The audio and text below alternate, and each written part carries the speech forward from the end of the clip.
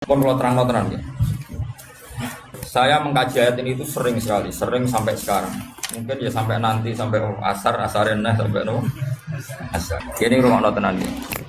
Jadi Allah itu zat yang kuasa mendatangkan adab dari sisi atas. Misalnya meteor jatuh, terus Mars jatuh. Tentu Allah mampu.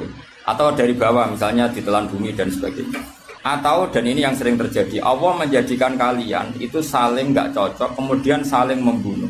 Kan natijanya sama kan, misalnya kamu kena meteor kan ya mati. Kena likuifaksi, mati. Disembelih, mati. Milih ndi? Ayo, milih ndi? Dijaru-jari bojo kuru, mati. Disentak wong kaget kakan utang, mati. Rasa dicontohno. Sampai pidato kecelakaan rape, sensitif. Nah, ini penting. Ayat ini pernah saya baca satu hari setelah gempa Jogja. Setelah gempa Jogja itu satu hari saya nilai ke sana itu bahwa memang Allah selalu mengingatkan potensi. Ya muka-muka sampai ayat ini eling-eling. Jadi Allah itu adatnya di Quran itu dua. Satu menjelaskan itu sebagai hal yang potensial. Potensial itu bisa terjadi kapan saja. Ada yang diceritakan Allah itu secara faktual, yaitu rahmat. Rahmat itu kan selalu terjadi kapan saja. Maka itu diredaksikan Allah bisihotil jasmi. Dengan sifat kepastian kayak warahmati wasiat kulas itu pasti terjadi dan terus terjadi. Tapi kalau azab itu Allah menceritakan itu hanya potensi azab. Meskipun kadang-kadang benar-benar diwujudkan. Ya benar-benar pernah ada yang ngitung misalnya tsunami yang dahsyat itu hanya per 200 tahun. Gempa Jogja paling dahsyat itu pernah dihitung secara teori geologi itu hanya per 70 tahun. Artinya kalau azab itu ada siklusnya yang ekstrim loh ya. Tapi kalau rahmat kapan saja dan di mana saja. Maka pola-pola di Quran, kalau sampean mengkaji Quran, itu kalau rahmat itu mesti redaksinya itu bisi hotil jasmi dengan sifat kepastian. Rahmatku pasti terjadi. Kata barabbukum ala nafsi rahmah, bahkan Tuhanmu memastikan dirinya pelaku rahmat. Dirinya pelaku pemberi rahmat dan Allah mewajibkan pada dirinya sendiri. Tapi kalau Allah menceritakan adab itu hanya redaksi saya mampu memberi adab. Tapi tidak harus melakukan. Jadi mampu kan? Tidak harus melakukan. Tapi tetap potensi melakukan. Itu jenis qadir apa? Maka di surat Tabarok misalnya caranya Allah ngendikan gimana coba? Misalnya qul ara'aitum, diulang-ulang. Misalnya diulang ya, semurut saja misalnya apa? Wa asirru qawlakum wa innahu alimun bi dzati sudur ta'ala ya'lamu khalaqa wa walladzi ja'ala khamsun amin tumman fis sama ayakhsifa bikumul ardo fa idza hiya tamur. Sebagian ayat qul ara'aitakum dan sebagainya. Kadang kan qul ara'aitakum in atakum adzabuhu qul ara'aitum in atakum. Itu kan kira-kira maknanya gini, coba sekali-kali kamu berpikir setiap saat kamu itu kena adab. Lalu maknanya adab itu apa? Adab bagi seorang mubaligh misalnya tahu-tahu kena kasus perempuan kan yang langsung jatuh misalnya karena itu ya siksa kan terus nggak laku atau salah omong lala terus jadi dibully kan apalagi atau salah undangan ada mubaligh datang di undangan HTI kan langsung NU nggak mau undang misalnya salah undangan macam-macam tuh tapi orang keramat itu bebas hambatan lala rapi keramat itu jauh keramat. Nah ini rumah tenan ya. Kalau pastikan dan saya bertanggung jawab nanti ketemu pangeran ya. Nak rahmat, itu mesti sihotul jasmi. Napa sihot pasti. Memang ini bahasa ilmu hadis sihotul jasmi. Tapi kalau tentang adab itu Allah hanya ngendikan potensi. Potensi itu memang Allah mampu melakukan itu mampu. Cuma tetap diredaksikan potensi bisa ya, bisa tidak. Makanya Allah ngeredaksino aamin tuman fis sama. Kenapa kamu leha-leha di bumi? Sementara orang yang di langit bisa saja membuat bumi ini tamur itu melumer, kira-kira likuifaksi. Setiap saat bumi yang kita injek ini bisa likuifaksi terus kita ditelan. Atau ya sebetulnya bumi baik-baik saja, tapi ada angin bandang. Fayursila alaikum qasifam minar rih fayurikokum bima kafartum. Kayak tsunami kan gitu, angin bekerja sama dengan gempa, terus sudah kamu di darat tapi fayurikokum bima kafartum. Makanya ahli gempa Jogja itu sama saya itu kagumnya bukan main. Karena tadi ketika tanya saya, Pak Bah, masalah gempa itu gimana? Saya jawab tadi. Sebenarnya Quran itu pernah gambarkan orang itu tenggelam di darat. Itu tadi fayursila alaikum qasifam minar rih fayurikokum bima kafartum. Tinggal Allah melibatkan angin. Angin kan mengirimkan gelombang kamu di darat kayak kasus di Aceh tapi tetap apa? Tenggelam. Jadi justru tenggelam itu bayangan Quran yang berupa adab itu fayurikokum bima kafartum, kamu tenggelam. Ya tentu kita ngomong potensinya saja. Kowe ora usah sok suci dengan kata bima kafartum, itu urusannya pangeran. Jangan udah ngajak kafir dhewe. Maka ini penting ada kesadaran ahli sunnah. Kalau Allah ngendikan ya kita diam saja, karena Allah itu ala kulli syai'in qadir bi kulli syai'in alim. Kamu tidak usah kecangkeman orang Aceh diadab karena banyak maksiat, kowe malah goblok ping 13. Padha-padha maksiat wong Aceh rak maksiat wong Bali. Bali le maksiat wong Hollywood, Hollywood le maksiat wong Cina malah komunis. Enggak usah ngomong gitu, pokoknya adab itu Allah kuasa mengadab siapa saja. Tapi kita berhenti di situ, enggak usah ngomong siksa karena dosa. Karena kalau kamu ngomong dosa diperbandingkan ada daerah yang lebih dosa atau itu tidak wilayah kamu. Terus misalnya ono kisafif melarat tuh Qur'ane ra barokah. Yo ora usah nuduh ngono, iso wae justru melarat iku barokah, mergo ra kakean hisab nggo duwe wong. Justru pidato laris iso ora barokah, kakean nggo duwe wong. Rumah samu ora ono tanggung jawab. Kan kita tidak pernah tahu. Iya. Jelas ono walatus aluna yauma idzin anena. Semakin dapat banyak tanggung jawabnya semakin banyak. Ora iso terus keleha-leha wah kutil ilmuku barokah laris-laris mbahmu. Enggak mesti semua di dunia itu enggak mesti semua. Yang sedang rezekinya banyak bisa aja hisabnya banyak. Tapi bisa saja memang barokah. Wong bodoh ya melarat wis. Tapi sing ra di rezeki iso wae azab, iso wae ngringakno hisab. Kita kan enggak pernah tahu. Nak wali mesti ngringakno hisab. Tapi nak wali pancen ya aki-aki azab. Umume wa may takila ala makhraja wong ora tau untuk makhrajan iku wis perlu dicurigai no. Saulang lagi ya. Maka baca Quran di akhir zaman itu separuh tidak apa-apa. Ya sudah Allah itu mampu yugrikokum. Tapi untuk orang lain tidak usah kamu tuduh bima kafartum. Karena yang kamu tuduh itu orang Islam. Tidak perlu kamu bilang tsunami aja karena orangnya dosa. Kowe itu sopo? Kok ngerti tulisan Allah Mahfud itu kalau karena ya sudah roy kita tenggelam itu saja yang kita ngerti iyanan. Tapi rasa ngerti sebab. Itu ibarat gini. Ujung-ujung misalnya bojone itu minggat. Orang mengamati, kurang opo padahal semua balik terkenal. Ya kurang ganteng misalnya kan enggak pernah tahu. Kita mengkonfirmasi kan enggak pernah tahu. Yang kita tahu ya minggatnya saja. Setelah itu sudah kita enggak perlu. Misalnya Aceh ada tsunami, ya sudah tsunaminya saja. Kira usah nerusno.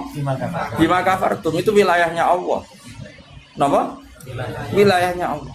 Makanya Rasulullah itu kalau ditanya ada adab itu Nabi nggak pernah nerus. Ya sudah ada adab, tapi kalau mansus ya mansus misalnya kaum Lut itu mansus karena adab. Tapi kalau orang Islam kan nggak mesti adab. Bisa saja hukuman yang menjadikan malah mlebu swarga. Kalau sama nggak percaya gini, dan saya menjamin pasti saya benar dalam hal ini karena saya berdasar hadis sahih.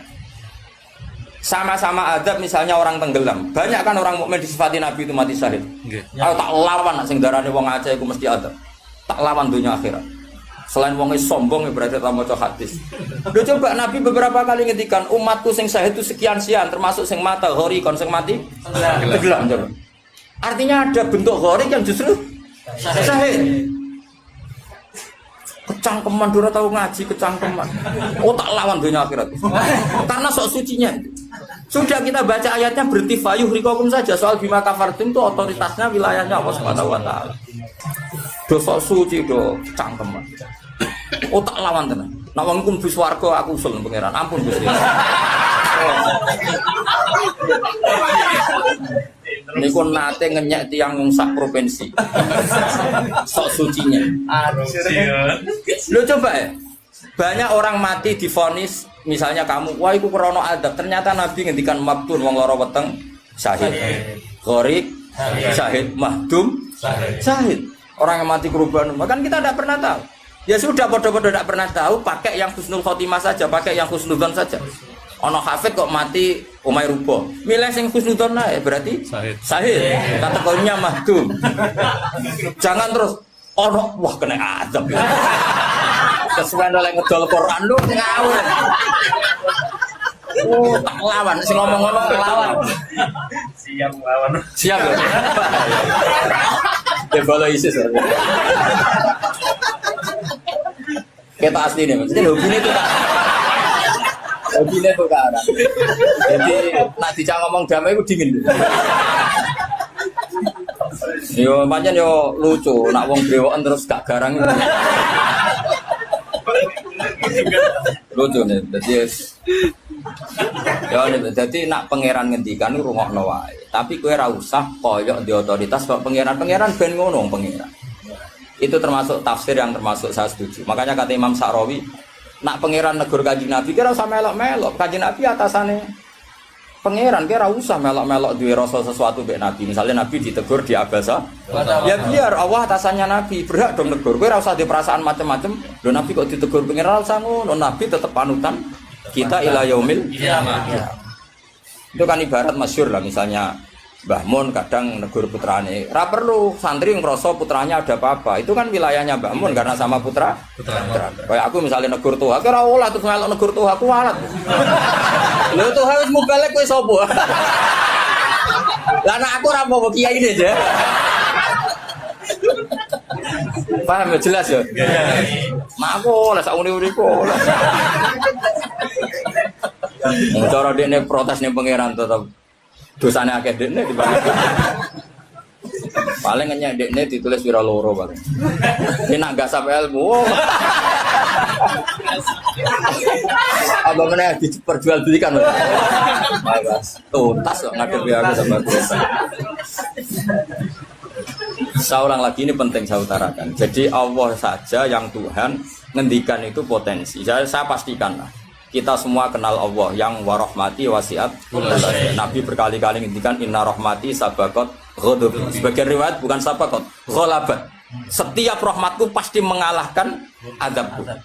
Artinya gini, kalau ada potensi azab, ya kita milih itu bentuk rahmat saja dulu, karena itu yang mesti menang. Jadi paribasane aku roh munib, mati kecepet omahe paribasane. Utawa mati tiba ning WC. Misal aku tetep darani syahid. Kategorine mahdum. Ojo kok aku matine ning WC.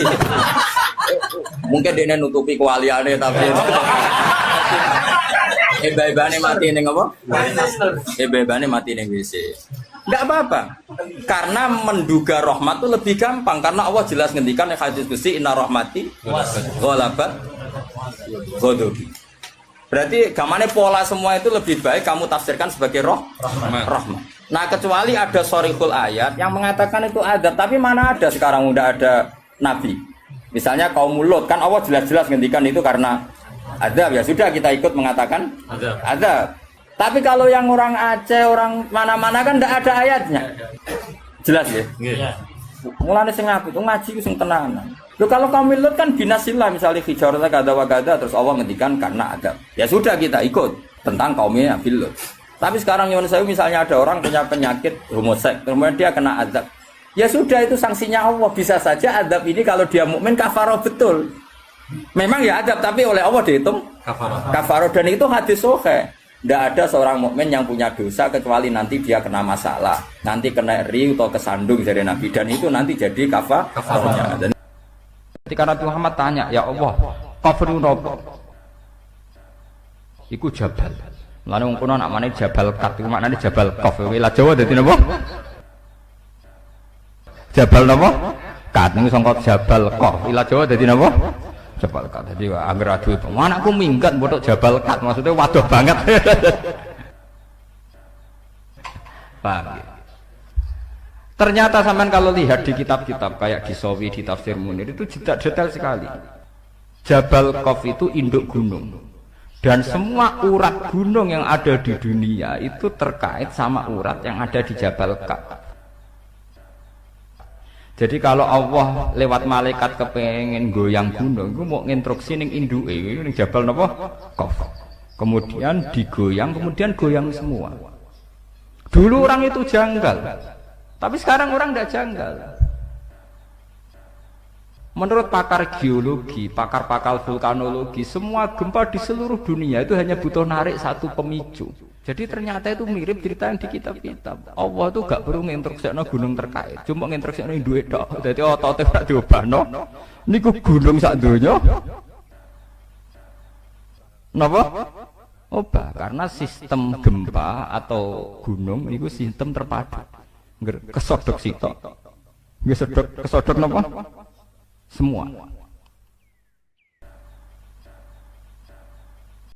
Bismillahirrahmanirrahim. Nabi nak ditamu Yahudi ketenang seneng. Ditampung Nasrani seneng. Mergo dialeke antar umat beragama dialeke ini. Yang Yahudi nak takok ya melete-melete. Yang Yahudi nyermeli riyen melete-melete pinter-pinter. Mat, pertama penduduk swarga masuk swarga itu jumlahnya wakil ya Mat. Wakil. Iku sarapane apa Mat? Pertama. Nabi jak bakas kawitane wong swarga sarapane apa? Apa pecel apa rawon pokoke takokane wae. Nabi akhirnya dikandani Jibril ziyadatul kabidin nun. Yaiku gorengan iwak nun. Akhirnya Nabi dan orang Yahudi ini selalu ngomong khas nubuwah. Khas napa? Nubuwah. Di mana di luar alam yang materialistik ini, yang kasat mata, ada alam di luar kita, kayak iwak nun. Iwak napa? Nun. Iwak nun nak teng kitab-kitab. Ketika Allah Ta'ala menciptakan gelembung dukhon, iku Allah bingung, ndakok endi, didakok endi. Akhirnya bumi iku gentayangan, didakok endi. Wal ardu, bumi ini didakok ning gone mak. Bareng didakok ning gone mak tetep golang-goling, dipandai gunung. Lah terus banyu sendiri posisine ning ndi? Akhirnya ning urutan kitab-kitab khas samawi nubuwah disebutno.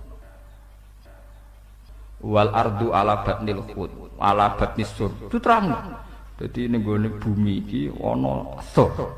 Sur sayange mbok maknani sapi salam dhewe, mari bingung kowe kan mergo maknani napa? Sapi. Jadi bumi iku ning tanduke sapi, sapi ning banyu, banyu ning gone iwak nun ning gone hawa. Hawa khas-khas nubuwah itu yang tahu hanya orang Yahudi.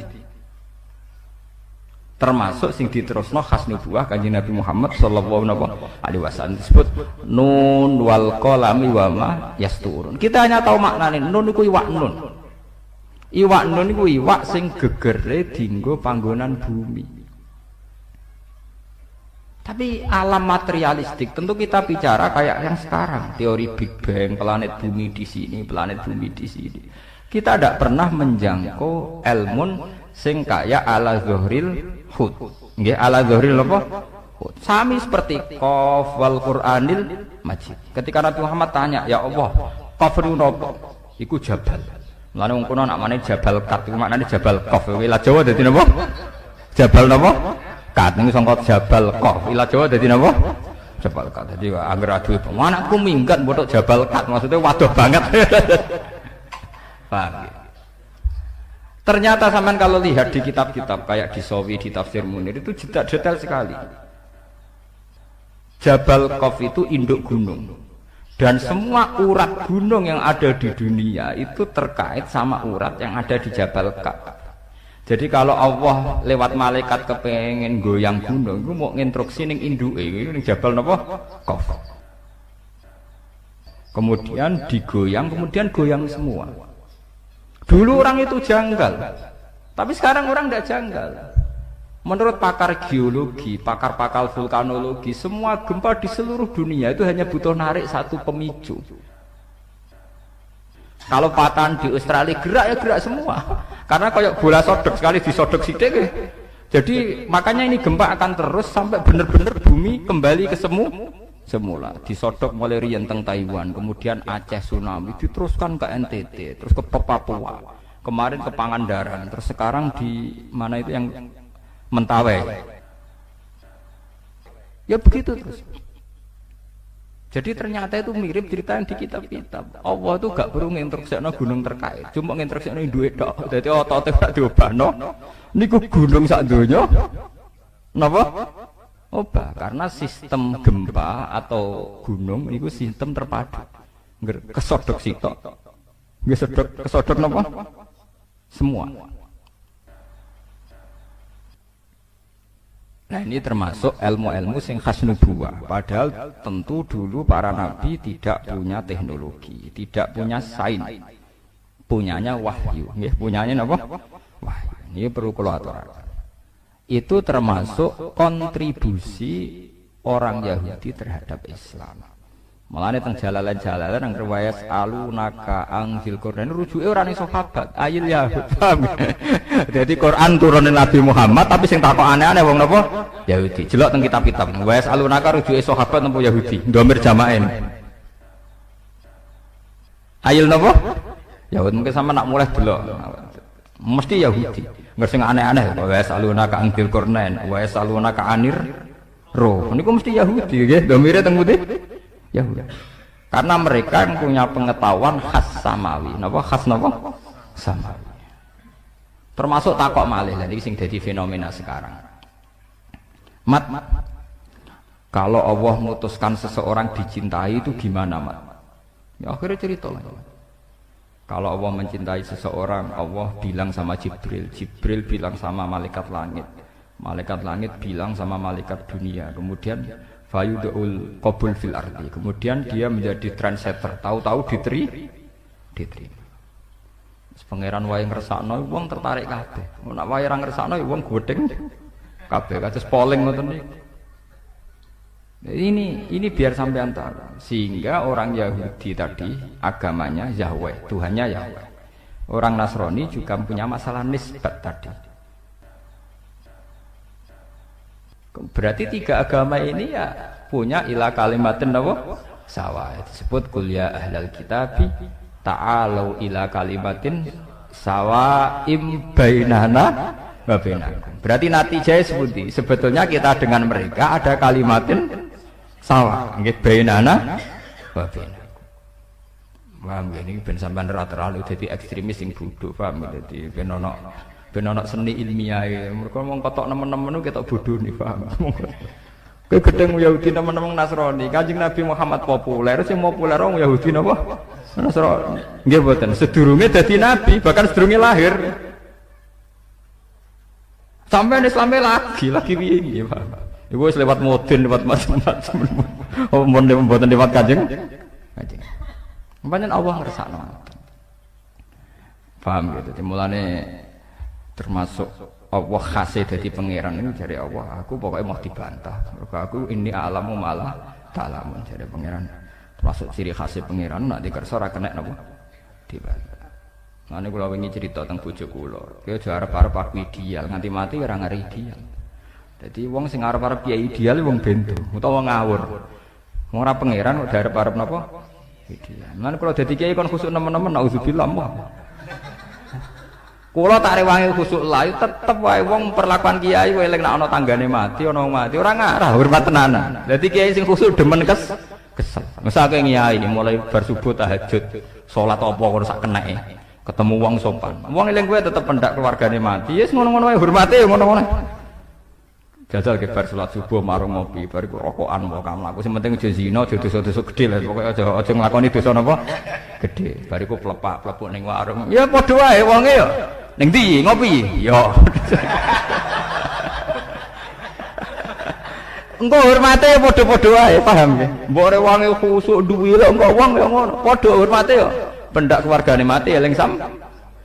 Ora ngarah mbok ora wong khusuk terus kula derek jenengan yai donya akhirat derek jenengan, nggih derek tahajud, nggih derek wiridan, nggih derek kapian ora ngarah. Tetep ge tontonan, paham? Dadi rugi napa? Rugi. Khusuk nemen-nemen rugi, walhasil rugi. Mun ngandel kula. Lan kaya kula bae ngiyai teng mriki terus wong ndak do sowan kula mboten ngono. Kula ngerti kadar senenge wong ulama mesti pira, mbok ditenani rugi mun ngandel kula iki. Iso dikilani, paham ya, mun ngandel kula. Ngeten. Kula cerita teng bojo kula. Pangeran mbok kersane piye ra ono sing roh. Sing jelas iku nek pangeran niku ndarani halal ya halal terus wong pangeran sing duwe donya. Nabi Musa iku nabi papan atas, termasuk ulul as. Lha iku uripe mangane di rumah Firaun. Di rumah sinten? Firaun. Nabi Ibrahim nabi papan atas, termasuk Abul Anbiya. Duwe bapak kafir jenenge Azar. Lho ngono kok nurun ning Nabi Muhammad. Nabi Muhammad itu panitia kelahiran utamane Abu Lahab. Takokno tareh ndi wae panitiane Abu Bakar, tapi sinten? Abu Lahab. Lahire Kanjeng Nabi panitiane Abu Bakar nomor Abu Lahab. Abu Lahab nganti tuku budak dimerdekakno demi ponakane jenenge sinten? Abu Lahab. Gede Joko sing rumah ora Abu Bakar, Abu Thalib. Sing cara tareh ya cek kafir. Sausé dadi nabi lagi di rumah Abu Bakar, paham nggih? Mulane kanjeng Nabi Muhammad Abu Lahab pun rokok teman-teman yo kecewa deh. Sampai ngajukan syafaat petisi napa? Syafaat. Empun Gusti, nak pancen wong kafir ora iso mlebu swarga minimal lak Senin Abu Lahab siksane didiskon. Wah, kanjeng Nabi nangis tenan. Mosok wong sing tau berumat gak entuk napa diskon. Dituruti tenan. Ya mat nak Senin tak ringano siksane sinten? Abu Lahab. Artinya dunia ora ono dia. Dadi kiai ki ngoten. Kadang kiai kok mek santri ini hubungane ngel-ngel lho dhuwit yo apa. Kadang malah bapake buruh Cina. Lah wong Cina kafir ngresiki di kiai ning ngrugekno. Ayo repot nek kono iku repot. Misalnya ono terop, kadang kiai ono acara istighosah terop, karek mati terop ning podium. Lah panitia kangelan, kadang nyileh wong sing ora saleh. Lha pikiran ngoten niku. Mbok keluwi ora iso, kadang wong saleh kere tenan ra apa napa. Jadi sebetulnya andaikan tidak ada ilmu hakikat itu selesai, agama itu selesai. Karena Allah punya pola sosial yang begitu. Nggih, Allah gak ada pola sosial gitu. Musa di rumah Fir'aun, Ibrahim di rumah Azar, Nabi Muhammad cilik di rumah sinten? Abu Lahab. Lahirnya di rumah Abu Lahab. Sampai dibiayai ditukokno amat. Disewakno Halimah As-Sa'diyah. Rodok gede di rumah sinten? Abu. Ini perlu diketahui. Kenapa menurut Allah halal? Ya halal lah. Cara Allah wae kabeh. Cek Abu Lahab, cek Abu Thalib donya ya wae ku tak gakno kekasihku ya wis. Tapi kan tetap menjadi misteri Tuhan. Kenapa polanya selalu begitu? Pola di seluruh dunia.